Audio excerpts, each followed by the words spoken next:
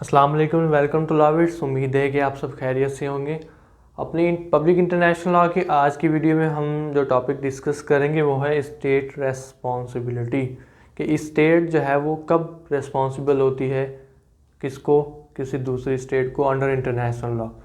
तो इसमें जो है हेडिंग के अंदर हमारे पास दो टर्म्स हैं, एक तो है स्टेट, दूसरा है रेस्पॉन्सिबिलिटी।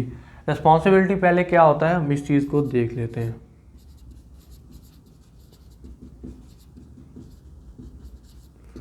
इंग्लिश जूरिस्प्रूडेंस में एक कॉन्सेप्ट आता है जिसको हम कहते हैं लायबिलिटी। ये कॉन्सेप्ट भी सिमिलर उसी तरीके का है। रेस्पॉन्सिबिलिटी का मतलब है लायबिलिटी, और लायबिलिटी कब अराइज होती है, कब एक बंदा दूसरे बंदे को लायबल होता है। ये हमने जूरिस्प्रूडेंस में बात डिस्कस की थी कि जब किसी बंदे का राइट, पब्लिक ड्यूटी, उसकी वायलेशन होती है तो एक रॉन्ग कमिट होता है, और उस रॉन्ग एक्ट के नतीजे में आपकी लायबिलिटी, रिस्पॉन्सिबिलिटी, रॉन्ग डूअर जो भी आप बंदा होता है उसकी राइज हो जाती है। अब यहाँ पर राइट ड्यूटी दोनों की बात हो रही है। राइट ड्यूटीज एक दूसरे के कोरिलेटिव होते हैं, कि अगर एक बंदे की राइट है तो उसके कोरिलेटिव किसी दूसरे बंदे की ड्यूटी होगी, और उस ड्यूटी को ऑब्जर्व करना उस दूसरे बंदे का काम है, उसकी ऑब्लिगेशन है। अगर वो उस ड्यूटी की वायलेशन करता है तो मतलब उसने एक रॉन्ग एक्ट कमिट कर दिया, और जब एक रॉन्ग एक्ट कमिट हो जाता है तो उसके रिड्रेसल के लिए वो रेस्पॉन्सिबल हो जाता है, लायबल हो जाता है उस दूसरे बंदे को। ये तो बात होगी, हमने इंडिविजुअल्स की बात कर ली। लेकिन यही चीज़ जब हम स्टेट्स लेवल पे जो है डिस्कस कर रहे हैं, इंटरनेशनल लेवल पर डिस्कस कर रहे होते हैं, तो उसको हम जो है किसी इंडिविजुअल को वहाँ पर इंटरफेरेंस नहीं कर रहे थे, बल्कि हम वहाँ बात करते हैं कि एक स्टेट दूसरी स्टेट को कब रेस्पॉन्सिबल होगी। कि फॉर एग्जांपल एक स्टेट का राइट था, उसके कोरिलेवेंट कोई दूसरी स्टेट की ड्यूटी थी जो कि उस दूसरी स्टेट ने ऑब्जर्व करनी थी, उसकी परफॉर्मेंस करनी थी, लेकिन वो दूसरी स्टेट क्या करती है, उस ड्यूटी की वायलेशन कर देती है। इस वायलेशन के नतीजे में एक रॉन्ग एक्ट कॉन्स्टिट्यूट होता है, और उस रॉन्ग एक्ट की वजह से वो जो स्टेट, जो रॉन्ग डूअर स्टेट है, वो रेस्पॉन्सिबल हो जाएगी, लायबल हो जाएगी अग्रीव्ड स्टेट को जिसका राइट वायलेट किया गया है। अब राइट एंड ड्यूटीज़ जो हैं हमें इंटरनेशनल लॉ में कैसे मिलती हैं। अगर हम स्टेट लॉ की बात करें तो इसमें तो या तो आपने किसी बंदे के साथ अग्रीमेंट कर लिया तो राइट ड्यूटीज़ राइज हो जाती हैं, या फिर एक स्टेट ने एक लॉ दे दिया ऐसी सूरत में। लेकिन इंटरनेशनल लॉ में क्या हमारे पास कोई ऐसी बॉडी है जो कि हमारे पास राइट्स एंड ड्यूटीज़ को कन्फर कर रही होती है लोगों के ऊपर? नहीं, ऐसा नहीं है। इंटरनेशनल लॉ में जब आपको राइट्स एंड ड्यूटीज़ मिलती हैं वो इस तरीके से मिलती हैं कि या तो कोई कन्वेंशन है, या फिर कोई अग्रीमेंट है। अग्रीमेंट जिसको हम इंटरनेशनल लॉ की ज़ुबान में ट्रीटी कहते हैं, या फिर दूसरे सोर्सेज ऑफ लॉ जो हैं उनके अंदर किसी स्टेट की कोई ऑब्लिगेशन या फिर किसी स्टेट का कोई राइट क्रिएट कर दिया गया है। कन्वेंशन जो आपकी होती हैं उसमें अगर कोई राइट किसी स्टेट का दे दिया गया है, या ट्रीटी जो है बायलेटरल मल्टीलेटरल ट्रीटीज़ के ज़रिए दो स्टेट्स ने या दो से ज़्यादा स्टेट्स ने आपस में बैठकर कुछ राइट्स एंड ड्यूटीज़ को डिटरमाइन किया जो कि वो आने वाले वक्त में जो है ऑब्जर्व करेंगी। तो ऐसी सूरत में आने वाले वक्त में जो है उनमें से कोई स्टेट जो है उस राइट ड्यूटी की वायलेशन कर देती है, रॉन्ग एक्ट कमिट हो जाता है, तो इस वजह से जो रॉन्ग डूअर स्टेट होती है वो रेस्पॉन्सिबल हो जाती है, लायबल हो जाती है अग्रीव्ड स्टेट को जिसका राइट, जिसकी ड्यूटी वायलेट हुई है। अब यहाँ पर होता क्या है कि फॉर एग्जांपल हमारे पास एक कन्वेंशन है ICCPR, international covenant on civil and political rights. ये कन्वेंशन है, इस कन्वेंशन में कुछ rights, civil and political rights हमारे पास प्रोवाइडेड हैं। अब वो वाली स्टेट जो कि जिन्होंने इस कन्वेंशन को रेटिफाई किया हुआ है वो अंडर ऑब्लिगेशन है कि वो इन राइट्स की ऑब्जर्वेंस करें, इनको वायलेट ना करें। अब एक स्टेट जो है वो अगर किसी उसकी ड्यूटी की, किसी राइट की वायलेशन कर देती हैं जो कि प्रोवाइडेड हैं ICCPR में, तो ऐसी सूरत में वो स्टेट, दूसरी स्टेट जो अग्रीव्ड स्टेट होती है जिसका राइट वो वायलेट कर रही होती है इस जो कि इस कन्वेंशन के अंदर प्रोवाइडेड है, वो जो है उसके पास एक राइट आ जाता है, सेकेंडरी राइट आ जाता है कि वो जो रॉन्ग डूअर स्टेट है उससे किसी किस्म की कंपनसेशन या फिर उससे रिड्रेसल वगैरह वो ले सके। मतलब जो रॉन्ग डूअर स्टेट है वो इस वायलेशन की वजह से रॉन्ग एक्ट कमिट करती है और वो रिस्पॉन्सिबल हो जाती है अग्रीव्ड स्टेट को। इसी तरीके से अगर पाकिस्तान और इंडिया के दरमियान में कोई ट्रीटी होती है, फॉर एग्जांपल सिंध ताश मुआहदा है, इंडस वाटर ट्रीटी है, और उस ट्रीटी में जो ऑब्लिगेशंस वगैरह इन्होंने आपस में डिटरमाइन की हुई हैं, इंडिया का राइट है, पाकिस्तान की ऑब्लिगेशन ड्यूटी, पाकिस्तान क्या करता है उस ड्यूटी की वायलेशन करते हुए एक रॉन्ग एक्ट कमिट हो जाता है, मतलब अल्टरनेटिवली जो है राइट किसका वायलेट हुआ है, इंडिया का। तो ऐसी सूरत में उस ट्रीटी के अंडर जो राइट्स एंड ड्यूटीज़ जब वायलेट हो जाती हैं तो जो रॉन्ग डूइंग स्टेट है वो रिस्पॉन्सिबल हो जाती है, लायबल हो जाती है जो अग्रीव्ड स्टेट होती है उसको। तो ऐसी सूरत में जो अग्रीव्ड स्टेट होती है उसके पास राइट्स वगैरह राइज होते हैं कि वो उससे कंपनसेशन क्लेम कर सकती है, या जो रेमेडीज़ वगैरह इंटरनेशनल लॉ में प्रोवाइड करता है उनको वो अवेल कर सकती है। आज की वीडियो में हम जो है स्टेट रिस्पॉन्सिबिलिटी को डिस्कस करेंगे कि स्टेट रिस्पॉन्सिबिलिटी क्या होता है और स्टेट रिस्पॉन्सिबिलिटी की काइंड्स कौन कौन सी होते हैं, और स्पेसिफिकली जो है जब एक स्टेट दूसरी स्टेट से डेब्ट लेती है, कर्जा लेती है और वो कर्जे को वापस नहीं कर पाती, तो ऐसी सूरत में स्टेट की रिस्पॉन्सिबिलिटी क्या होगी, और अगर स्टेट जो है किसी दूसरी स्टेट को रिस्पॉन्सिबल हो जाती है तो उसके कॉन्सिक्वेंसेस क्या होंगे, रेमेडीज़ कौन कौन सी हमारे पास अवेलेबल होती हैं, ये हम आज की वीडियो में डिस्कस करेंगे। तो चलिए स्टार्ट करते हैं। जैसा कि हमने अभी डिस्कस किया स्टेट रिस्पॉन्सिबिलिटी, जब भी इंटरनेशनल लॉ के अंदर किसी स्टेट का राइट होगा उसकी कोरिलेटिव दूसरे स्टेट की ड्यूटी होगी। जब एक रॉन्ग डूइंग स्टेट जो है वो कोई रॉन्ग एक्ट कमिट करती है, अग्रीव्ड स्टेट का राइट वायलेट हो गया, और ऐसी सूरत में जो रॉन्ग डूइंग स्टेट है वो रिस्पॉन्सिबल हो जाती है अग्रीव्ड स्टेट को। अग्रीव्ड स्टेट के पास ये राइट्स आ जाते हैं कि वो फिर सेकेंडरी राइट्स अपने एक्सरसाइज करते हुए कोई रेमेडीज़ वगैरह अवेल कर सकती है। स्टेट रिस्पॉन्सिबिलिटी को मिस्टर स्टार्क ने कुछ इस तरीके से डिफाइन किया है कि the circumstances in which and the principles whereby the injured state becomes entitled to redress for the damage suffered, के ऐसे सर्कमस्टेंसेस, ऐसे प्रिंसिपल्स इंटरनेशनल लॉ के जिनके मुताबिक एक इंजर्ड स्टेट जो होती है जिसकी राइट की वायलेशन हुई है उसके पास ये इख्तियार आ जाए, वो इंटाइटल हो जाए इस चीज़ का कि वो जो डैमेज उसे सफ़र हुआ है एक जो रॉन्ग डूइंग स्टेट की तरफ से, उसकी वायलेशन की तरफ से, उसके लिए वो रिड्रेसल जो है क्लेम कर सकती है अंडर इंटरनेशनल लॉ, उसको हम स्टेट रिस्पॉन्सिबिलिटी कहते हैं। अब स्टेट रिस्पॉन्सिबल कैसे होती है, किन किन तरह से स्टेट रिस्पॉन्सिबल हो जाती है, इसके लिए हम स्टेट रिस्पॉन्सिबिलिटी की काइंड्स को डिस्कस करते हैं। एक स्टेट की रिस्पॉन्सिबिलिटी दो तरह की होती है, मतलब दो काइंड्स होती हैं स्टेट रिस्पॉन्सिबिलिटी। एक होती है डायरेक्ट रिस्पॉन्सिबिलिटी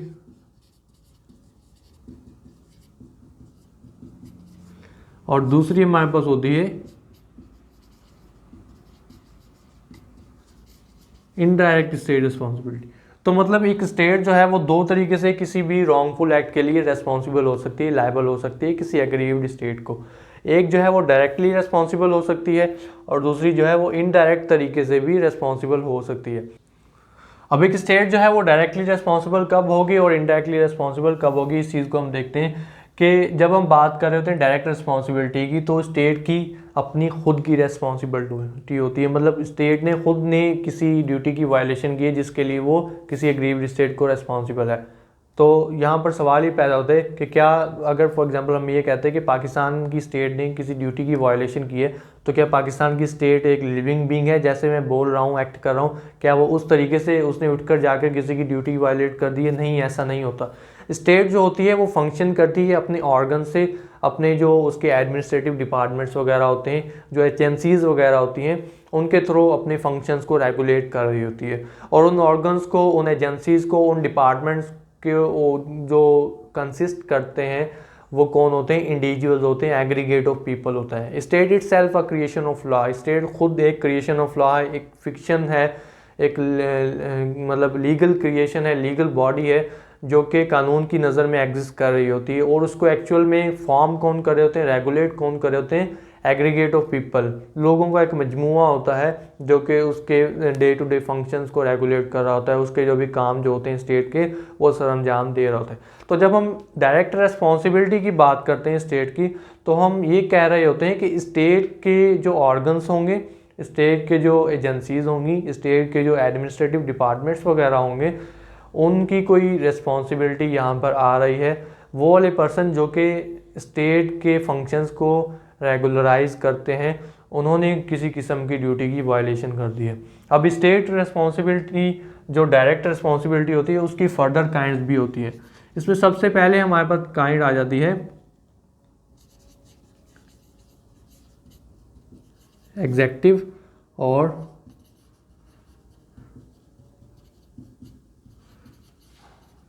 एडमिनिस्ट्रेटिव या दूसरी जो एजेंसीज वगैरह हमारे पास होती हैं। तो स्टेट के जो एग्जेक्टिव डिपार्टमेंट्स होते हैं या फिर जो एडमिनिस्ट्रेटिव डिपार्टमेंट्स होते हैं, जो कि इस चीज़ के रिस्पॉन्सिबल होते हैं कि उन्होंने जो day to day administration work होता है वो उन्होंने करना होता है स्टेट का।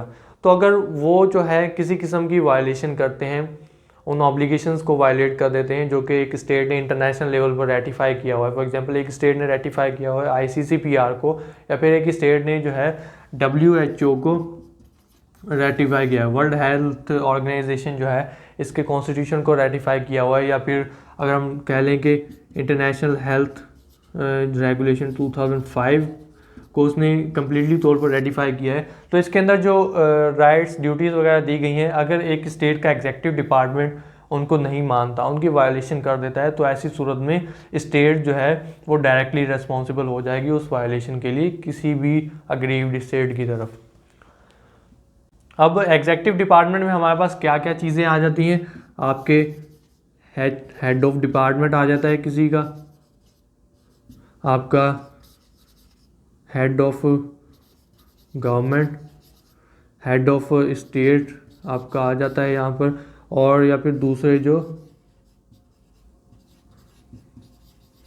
ऑथराइज्ड पर्सन होते हैं जो कि अपनी ऑफिशियल कैपेसिटी में, एग्जेक्टिव या एडमिनिस्ट्रेटिव कैपेसिटी में उन काम को सरअंजाम दे रहे होते हैं, और उसके नतीजे में वो किसी भी किस्म की इंटरनेशनल ऑब्लिगेशन की वायलेशन कर देते हैं। तो इस तरीके से एक स्टेट डायरेक्टली रिस्पॉन्सिबल हो जाती है। ये तो होगी हमारे पास फर्स्ट काइंड। उसके बाद सेकंड काइंड हमारे पास आती है डायरेक्ट स्टेट रिस्पॉन्सिबिलिटी की, वो है एक्ट्स ऑफ जुडिशरी। वैसे तो हम ये बात करते हैं कि पाकिस्तान की जुडिशरी जो है वो इंडिपेंडेंट है, वो ना ही इंटरनली तौर पर ना ही एक्सटर्नली तौर पर किसी भी फैक्टर से इन्फ्लुएंस होती है। लेकिन जो जुडिशरी एक्ट कर रही होती है, जब कोर्ट्स जो हैं अपने फैसले सुना रही होती हैं, तो उन्होंने इस चीज़ का ध्यान रखना होता है कि उनके जो फैसले जो हैं वो एक स्टेट की इंटरनेशनल ऑब्लिगेशन से कंफर्म कर रहे हैं या फिर उनकी वायलेशन तो नहीं कॉन्स्टिट्यूट करे। अगर एक कोर्ट जो है वो कोई ऐसा फैसला दे देती है जो कि किसी स्टेट की इंटरनेशनल ऑब्लिगेशंस को, वो ट्रीटी, वो कन्वेंशन जो कि एक स्टेट ने रेटिफाई की हुई है, उसकी वायलेशन कर रही है, तो ऐसी सूरत में उन एक्ट्स ऑफ जुडिशरी की वजह से भी स्टेट डायरेक्टली रेस्पॉन्सिबल हो सकती है। तीसरी यहाँ पर कंडीशन हमारे पास आ सकती है एक्ट्स ऑफ आर्म्ड फोर्सेस, कि जो एक कंट्री की आर्म फोर्सेस होती हैं वो अगर जो है ऑथराइज पोजीशन में, एक ऑफिशियल कैपेसिटी में, under the command of state अपने ऑफिशियल एक्ट्स जो है वो सरअंजाम देते हुए किसी इंटरनेशनल ऑब्लिगेशन की, किसी ट्रीटी की वायलेशन कर देती हैं। For example under UN charter they are responsible not to wage war और not to initiate war against another state. लेकिन क्या करती है वो अफवाज, क्या करती हैं आर्म फोर्सेस, क्या करती हैं, अपनी UN चार्टर के अंदर जो उनकी ऑब्लिगेशंस हैं उनकी वायलेशन करते हुए वो बिना किसी वजह के किसी दूसरे स्टेट के ऊपर हमला कर देती हैं, जंग कर देती हैं। तो उनकी एक ऑब्लिगेशन वायलेट हुई। अगर उन्होंने ये काम जो है अपनी ऑफिशियल कैपेसिटी में किया है, under the command of state किया है, अपनी अथॉरिटी जो पावर्स होती हैं स्टेट ने जो उनके ऊपर कन्फर किए उनको इस्तेमाल करते हुए किया, तो ऐसी सूरत में स्टेट डायरेक्टली इनके बिहाफ पर रेस्पॉन्सिबल हो जाएगी। फिर उसके बाद हमारे पास जो चौथी किस्म की यहाँ पर डायरेक्ट रिस्पॉन्सिबिलिटी है वो है डिप्लोमेटिक रिप्रेजेंटेटिव्स, या फिर आपके जो काउंसलर्स वगैरह होते हैं।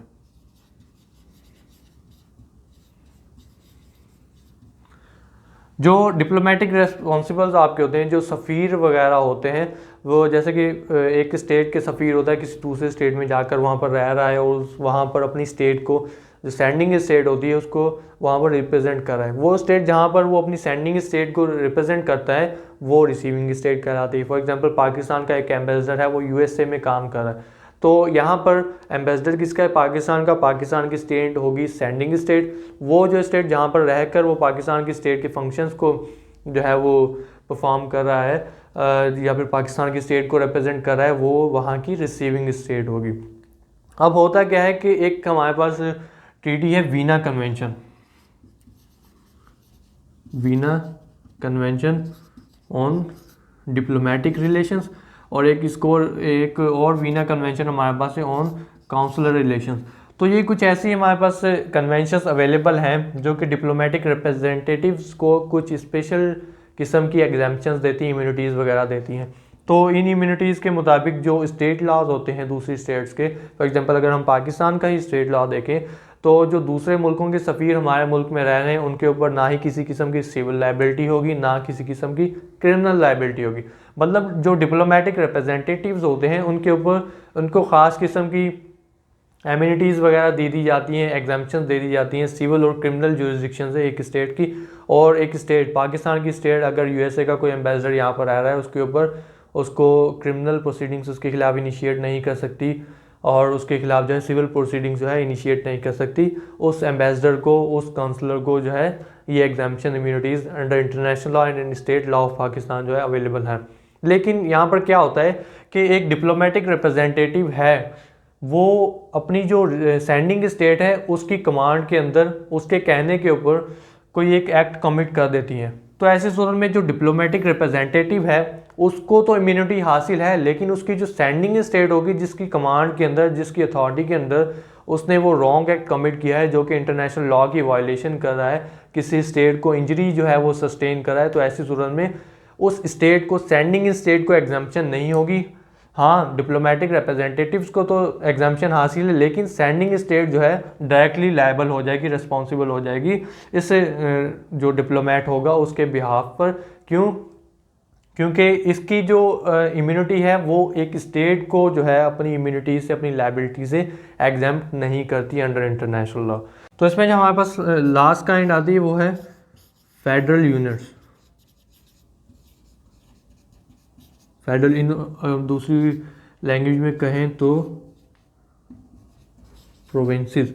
एक फेडरेशन जो स्टेट है उसके डिफरेंट जो है यूनिट्स होते हैं, प्रोविंसेस होते हैं। जैसे कि पाकिस्तान की अगर स्टेट है, एक फेडरेशन स्टेट है और इसमें जो है हमारे पास 4 सूबे हैं, सिंध, पंजाब, बलूचिस्तान और जो है केबी के।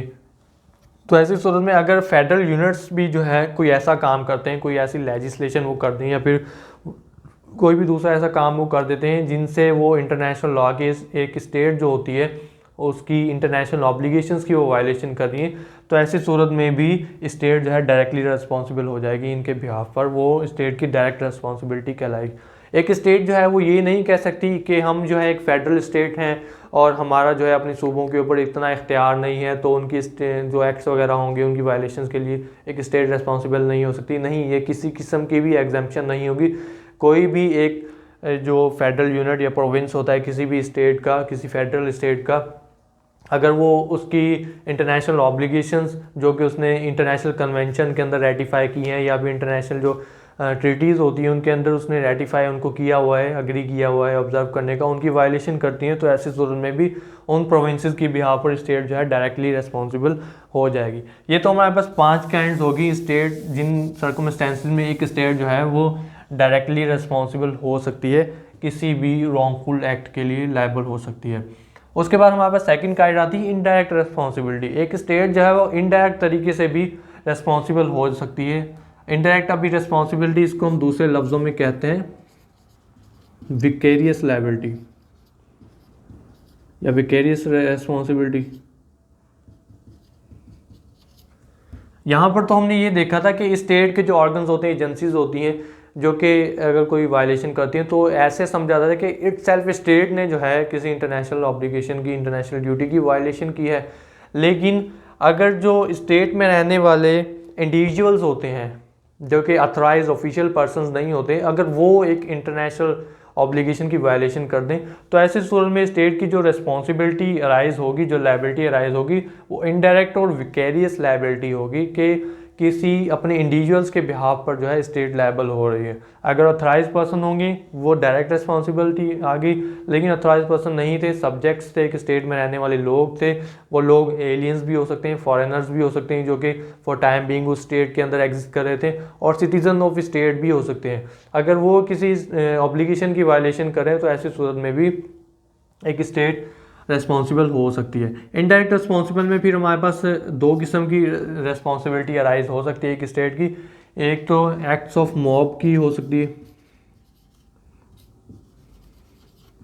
कि जब मॉब वायलेंसेस वगैरह होती हैं, एक लोगों का ग्रोह जो है वो जमा होता है और वो क्या करता है कि कोई ऐसा काम कर देता है जो कि इंटरनेशनल ऑब्लिगेशन की वायलेशन करता है। फॉर एग्जांपल पाकिस्तान का एक सफ़ीर जो है वो अमेरिका में तैनात है। अब क्या करते हैं लोग, कुछ लोग जमा होते हैं और जाकर क्या करते हैं, फॉर एग्जांपल 10 से 15 लोग जमा होकर जाते हैं और उसके ऊपर जाकर पथराव करते हैं। एज अ रिजल्ट जो है वो जो यूएसए का एम्बेसडर पाकिस्तान में तैनात है उसको इंजरी सस्टेन होती है। अब पाकिस्तान की स्टेट की ये ऑब्लिगेशन थी इंटरनेशनल लॉ में और स्टेट लॉ में कि उसने उस रिप्रेजेंटेटिव को प्रोटेक्शन फराहम करनी थी, लेकिन इसके बावजूद जो है पाकिस्तान फेल हुई और उसकी मॉब वायलेंस, हालांकि काम किसका था, एक मॉब का था, एक ग्रोह का था, सब्जेक्ट्स ऑफ स्टेट का था, लेकिन इनके नतीजे में जो है एक स्टेट चूंकि अपनी उनको प्रोटेक्ट करने में नाकाम रही यूएसए के एम्बेसडर को, तो ऐसी सूरत में स्टेट जो है लायबल हो जाएगी यूएसए की स्टेट को। यहाँ पर भी स्टेट रिस्पॉन्सिबल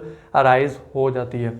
दूसरी किस्म की स्टेट रिस्पॉन्सिबिलिटी जो इनडायरेक्ट तरीके से अराइज हो सकती है वो हो जाती है इंसर्जेंट्स की तरफ से, कि जो इंसर्जेंट्स, जो बागी ग्रुप्स वगैरह होते हैं एक स्टेट के अंदर काम कर रहे होते हैं, अगर वो भी उठकर जो है किसी दूसरी स्टेट के खिलाफ कोई एक्ट कर देते हैं या फिर किसी इंटरनेशनल ऑब्लिगेशन की वायलेशन कर देते हैं, तो उनके बिहाफ पर भी विकेरियस लायबिलिटी, इनडायरेक्ट रिस्पॉन्सिबिलिटी किसकी होगी, स्टेट की होगी।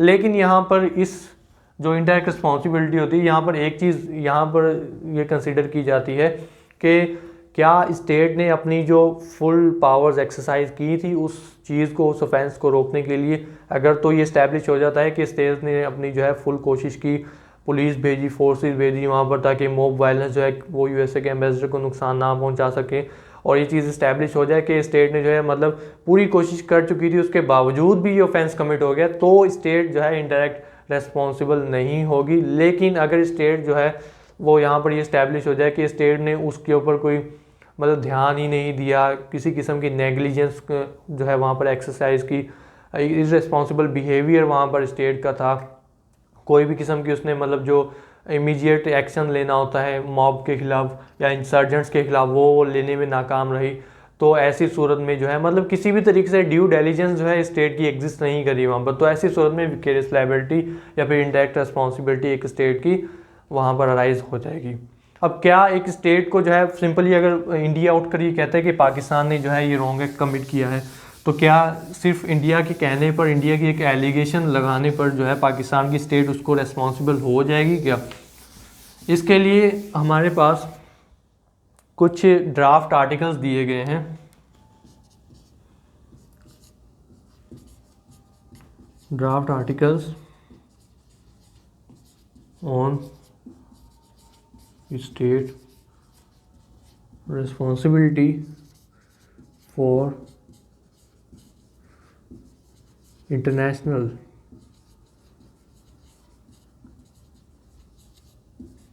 wrongful act। ये हमारे पास 2001 में दिए गए जो कि अडॉप्टेड है इंटरनेशनल लॉ कमीशन की तरफ से। इन ड्राफ्ट आर्टिकल्स का जो आर्टिकल 2 है उसमें हमारे पास 2 इंग्रेडिएंट्स दिए गए हैं, और कौन से इंग्रेडिएंट्स हैं, स्टेट रिस्पॉन्सिबिलिटी की, कि अगर आप जो है किसी स्टेट को रेस्पॉन्सिबल कहना चाहते हैं तो उसके लिए आपको 2 इंग्रेडिएंट्स जो हैं वो सेटिस्फाई करना होंगे, 2 एलिमेंट्स का प्रेजेंट होना, सिर्फ एलिगेशन लाजमी नहीं है, 2 इंग्रेडिएंट्स होने चाहिए। एक इंग्रेडिएंट ये है कि एट्रीब्यूशन ऑफ एक्ट और ओमिशन टू द स्टेट, और सेकंड एलिमेंट हमारे पास है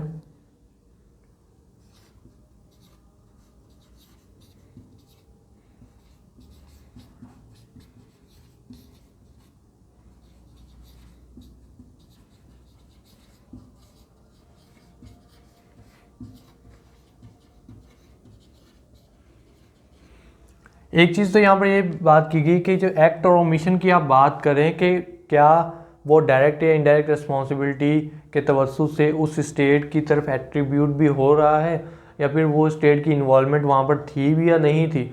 दूसरी चीज़ जो ये देखी जाएगी कि क्या वो एक्ट और ओमिशन जो है वो इंटरनेशनल ड्यूटी या ऑब्लिगेशन की वायलेशन कर रहा है।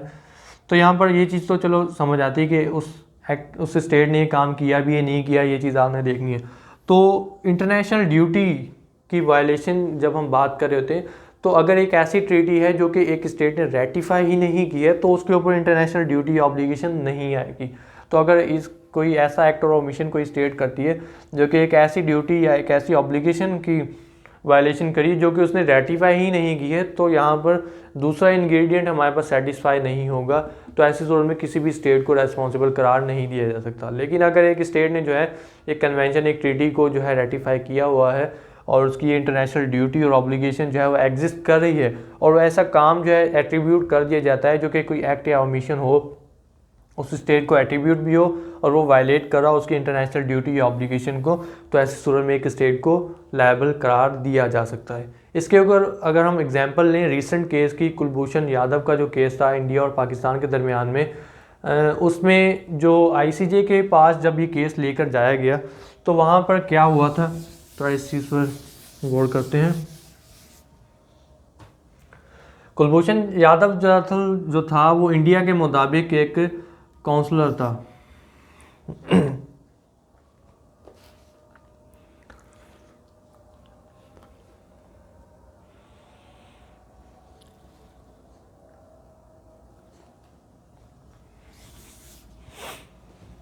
कुलभूषण यादव के केस में इंडिया के मुताबिक एक ट्रीटी हमारे पास एग्जिस्ट करती है, Vienna convention on consular relations. India ने जो केस ब्रॉड किया आईसीजे के सामने, इंटरनेशनल कोर्ट ऑफ जस्टिस के सामने, तो उन्होंने ये कहा कि पाकिस्तान ने जो है Vienna convention on consular relation के आर्टिकल 36 की वायलेशन की है। अब वायलेशन किस तरीके से की है, कुलभूषण यादव जो कि एक एसपीओ ने अकॉर्डिंग टू पाकिस्तानी गवर्नमेंट था, जो कि एक जासूस था जिसको पकड़ा गया पाकिस्तानी गवर्नमेंट की तरफ से, और उसको जो है मिलिट्री कोर्ट्स के आगे उसका ट्रायल कंडक्ट किया गया, तो और उसको जो है सजाए मौत, डेथ पेनल्टी जो है अवार्ड कर दी गई। इंडिया ने केस जो है ब्रॉड किया आईसीजे के सामने, पाकिस्तान ने कंसेंट दी अपनी। उसके बाद आईसीजे ने जो है वहाँ पर इंडिया का कंटेंशन वहाँ पर ये था कि जो कुलभूषण यादव है वो इंडियन सिटीज़न था और इंडियन सिटीज़न होने की वजह से उसको इस आर्टिकल के मुताबिक 3 किस्म की उसको राइट्स अवेलेबल थे। इसके जो सब क्लास ए के क्लास ए में उसको राइट टू काउंसलर एक्सेस था, और इसके जो क्लास बी के मुताबिक जो है पाकिस्तान की स्टेट की ऑब्लिगेशन थी टू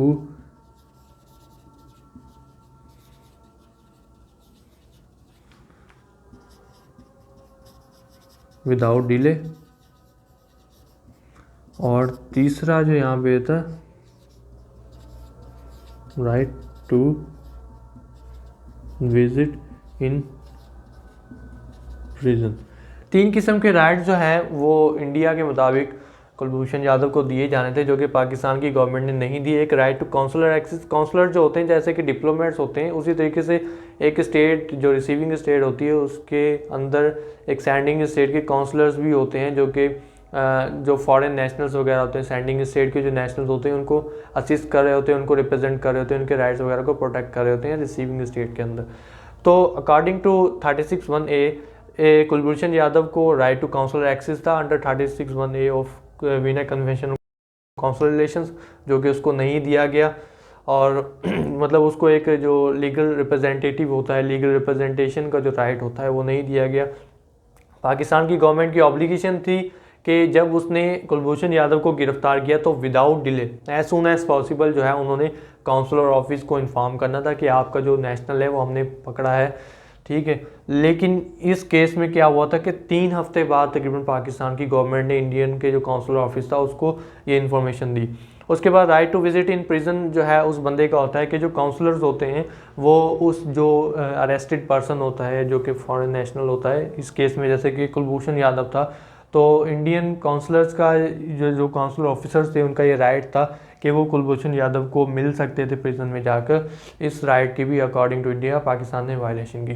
तो जब इस का कंक्लूजन हुआ, केस डिसाइड हुआ, पाकिस्तान की गवर्नमेंट का एक कंटेंशन था, उसने जो है तीनों के ऊपर एक ही कंटेंशन दिया ये कि Vienna convention on consular relation जो है वो जो जासूस होते हैं, एस्पियोनेज पीपल होते हैं, उनके ऊपर अप्लाई नहीं होती। लेकिन आईसीजे ने कहा कि नहीं, वीना कन्वेंशन वहाँ अप्लाई हो ना हो, वो नेशनल था जो है वहाँ का इंडिया का, तो आपने जो है ये तीनों राइट्स थे प्रोवाइड करने थे। इसलिए पाकिस्तान जो आईसीजे का डिसीज़न ये आया कि पाकिस्तान जो है इसकी जो डेथ पेनल्टी है उसको रिकन्सिडर करे, क्योंकि इन राइट्स की वजह से उसे जो है एक लीगल रिप्रेजेंटेशन नहीं मिली और जो है उसको राइट, ये उसके राइट्स जो है वायलेट हुए, इसकी वजह से उसे राइट टू फेयर ट्रायल नहीं मिला। तो इसकी जो पनिशमेंट है, सेंटेंस है, उसको रिकन्सिडर किया जाए। तो यहाँ पर बताने का मकसद ये था कि पाकिस्तान ने रेटिफाई किया हुआ था वीना कन्वेंशन को, इंडिया ने भी रेटिफाई किया हुआ था। इंडिया के नेशनल के कुछ राइट्स थे, उसके कोरिलेटिव पाकिस्तान की स्टेट की कुछ ड्यूटीज़ थी, कुछ ऑब्लिगेशंस थी जो कि उन्होंने कुलभूषण यादव को देनी थी, जो कि देने में वो अकॉर्डिंग टू आईसीजे नाकाम रही। तो ऐसी सूरत में क्या हुआ, पाकिस्तान की स्टेट रेस्पॉन्सिबल किसको हुई, इंडिया की स्टेट को। और यहाँ पर रेस्पॉन्सिबिलिटी किस किस्म की होगी, डायरेक्ट रेस्पॉन्सिबिलिटी होगी, क्योंकि उस बंदे को जो गिरफ्तार किया गया था कुलभूषण यादव को, वो उन ऑर्गन्स ने किया था, उन डिपार्टमेंट्स ने किया था जो कि पाकिस्तान के ऑफिशियल डिपार्टमेंट्स हैं, मतलब under authority, under command of state उन्होंने ये काम किया था। तो ये इस तरीके से आपकी जो 2 इंग्रेडिएंट्स का होना, मतलब वहाँ पे एक तो एट्रीब्यूशन होना चाहिए एक्ट और ओमिशन का, दूसरा जो है वायलेशन ऑफ ऑब्लिगेशन और ड्यूटी वहाँ पर होनी चाहिए, फिर जाकर एक स्टेट जो है दूसरी स्टेट को रेस्पॉन्सिबल होती है।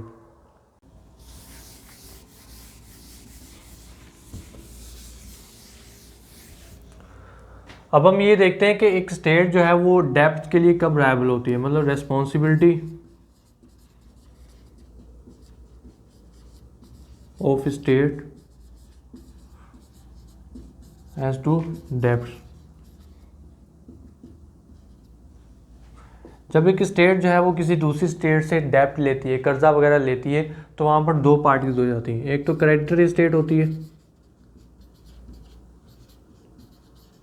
क्रेडिटर स्टेट जिससे कर्जा लिया गया है, और दूसरी होती है डेप्टर स्टेट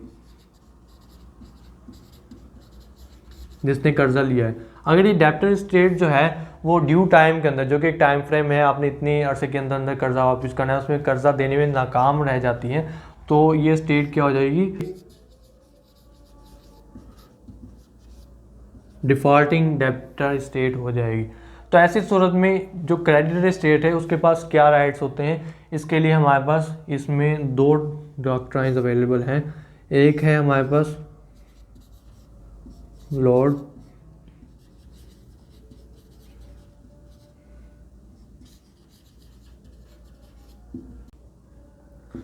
इस थ्योरी के मुताबिक जो है एक स्टेट जो क्रेडिटर स्टेट है वो एक डिफॉल्टिंग डेप्टर स्टेट के खिलाफ 2 किस्म के एक्शन ले सकती है। एक तो डिप्लोमेटिकली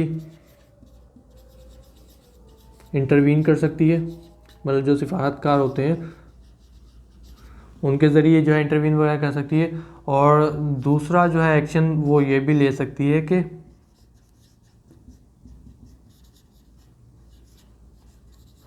जंग वगैरह मिलिट्री एक्शन भी ले सकती है डिफॉल्टिंग डेप्टर स्टेट के खिलाफ।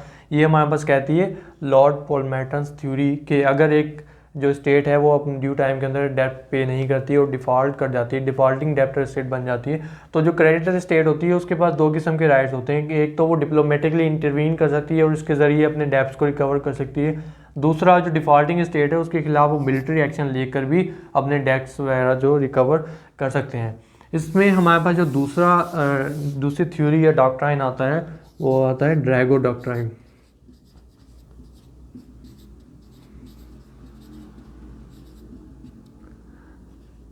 ड्रैगो डॉक्ट्राइन ये कहता है कि इसमें ये था कि आपको जो है डिप्लोमेटिक और मिलिट्री एक्शन की बात हो रही थी। ड्रैगो डॉक्ट्राइन के मुताबिक जो है एक स्टेट दूसरी स्टेट के खिलाफ कभी भी जो है वो मिलिट्री एक्शन नहीं ले सकती।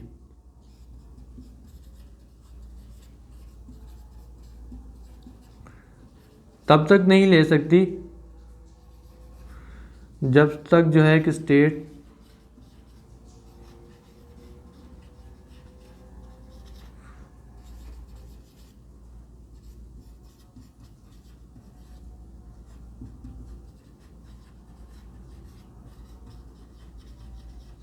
आर्बिट्री अवार्ड जो एक आर्बिट्रेशन का फैसला होता है उसको एक्सेप्ट नहीं कर सकती। और दूसरा राइट यहाँ पर ये होता है कि डिप्लोमेटिकली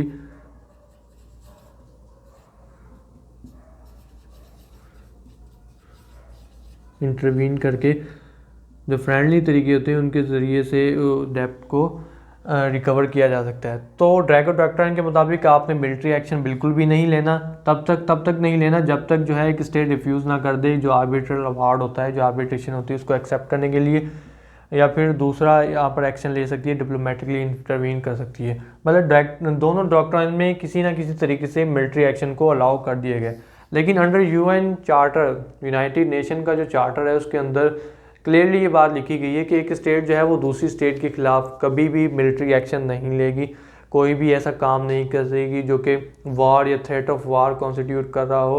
तो ये दोनों डॉक्ट्राइन्स जो है अपनी इम्पोर्टेंस अंडर जो यूएन चार्टर है उसके बाद जो है अपनी इम्पोर्टेंस खो चुके हैं। तो आजकल जो यूनाइटेड नेशन के अम्ब्रेला के अंदर जो स्टेट्स होंगी वो जुडिशल ट्राइब्यूनल्स जो आपकी होती हैं उनके पास जाएंगी और वो जो भी अवार्ड देंगे उसके मुताबिक जो है कि स्टेट उनकी जो भी लाइबिलिटीज़ वगैरह होगी उनको रेगुलेट किया जाएगा। अब ये तो होगी हमारे पास के एक स्टेट रिस्पॉन्सिबल होगी, स्टेट रिस्पॉन्सिबल कब होगी, किस किस तरीके से स्टेट रिस्पॉन्सिबल हो जाती है। अब जब एक रिस्पॉन्सिबिलिटी इस्टेब्लिश हो जाती है तो ऐसी सूरत में कॉन्सिक्वेंसेस हमारे पास क्या होंगे, मतलब हम अब बात करेंगे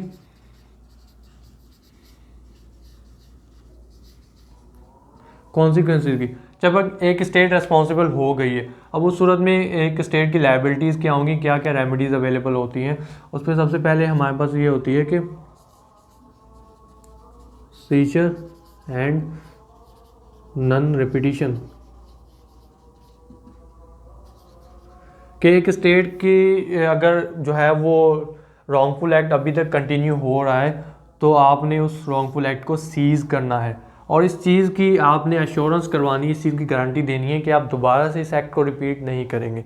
ये चीज़ हमें जो है ड्राफ्ट आर्टिकल्स के आर्टिकल 30 के अंदर दी गई है। और दूसरी किस्म की यहाँ पर जो है वो कॉन्सिक्वेंसेस अराइज होंगे, वो होंगे रेपरेशन, कि आपने जो है उसकी कंपनसेशन वगैरह अदा करनी है। रेपरेशन जो है वो article 31 of draft articles of state responsibility on international wrongful act 2001 में डिफाइंड है। इसके मुताबिक जो है एक स्टेट जो है उसके 3 किस्म की जो रेपरेशन जो है वो दी जाएगी, जो कि फर्दर आगे आर्टिकल्स में डिफाइन की गई है। उसमें सबसे पहले है रेस्टिट्यूशन, दूसरा है कंपनसेशन,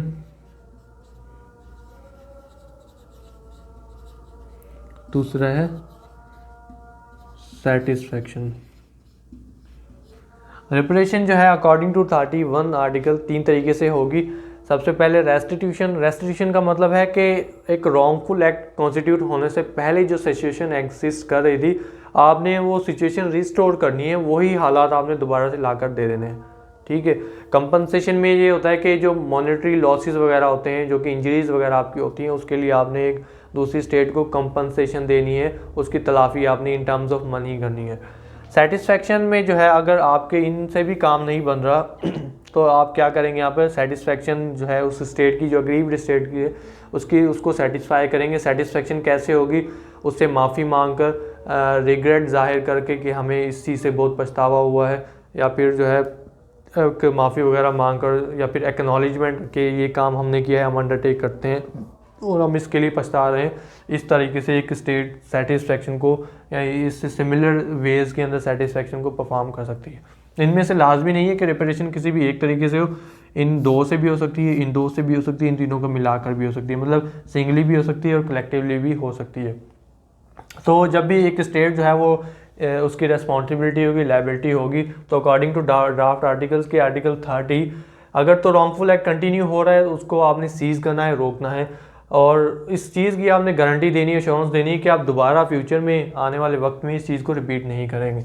दूसरी रेस्पॉन्सिबिलिटी यहाँ पर स्टेट की ये होगी आर्टिकल 31 के मुताबिक कि आपने रेपरेशन जो है वो परफॉर्म करनी है। रेपरेशन 3 तरीके से परफॉर्म की जा सकती है, रेस्टिट्यूशन के ज़रिए उन सर्कमस्टेंसेस को रिस्टोर करके, कंपनसेशन मॉनेटरी कंपनसेशन देकर, सेटिस्फेक्शन माफ़ी तलाफ़ी करके जो है इस चीज़ को रफा दफा किया जा सकता है। तो ये थी हमारी आज की वीडियो जिसमें हमने स्टेट रिस्पॉन्सिबिलिटी के बारे में डिस्कस किया। इंशाल्लाह आपसे मुलाकात होगी अपनी नेक्स्ट वीडियो में, तब तक के लिए अपना ख्याल रखिएगा। अल्लाह हाफिज़।